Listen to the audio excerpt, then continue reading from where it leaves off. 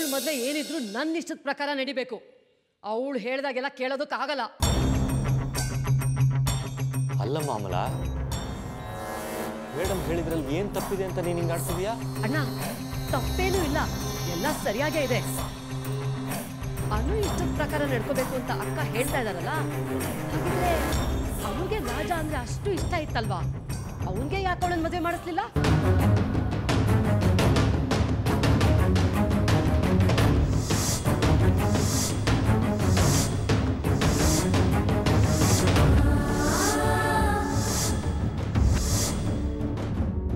ಯಾಕೆ ಹೇಳಿ? ಆವಾಗ ರಕ್ತ ಸಂಬಂಧ ಮಧ್ಯದಲ್ಲಿ ಬಂತು.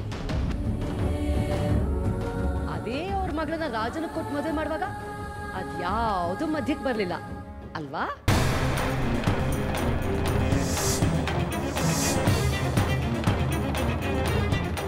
ನಾನು ಅದನ್ನೆಲ್ಲ ಮರೆತು ನನ್ನ ಮಗಳಿಗೊಂದು ಒಳ್ಳೆ ಸಂಬಂಧ ನೋಡಿ ಮದುವೆ ಮಾಡೋಣ ಅಂತ ಹೊರಟ್ರೆ ಅದಕ್ಕೂ ಮಧ್ಯದಲ್ಲಿ ಕಲ್ಲು ಹಾಕ್ತಾ ಇದ್ದಾರಲ್ಲ, ಇದು ಸರಿನಾ?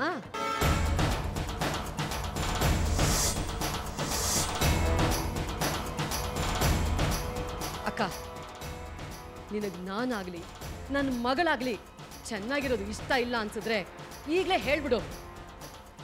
ಅವಳಿಗೂ ಒಂದು ಸ್ವಲ್ಪ ವಿಷ ಕೊಟ್ಟು ನಾನು ವಿಷ ಕೊಟ್ಟು ಇಲ್ಲೇ ಸತ್ತು ಹೋಗ್ತೀವಿ.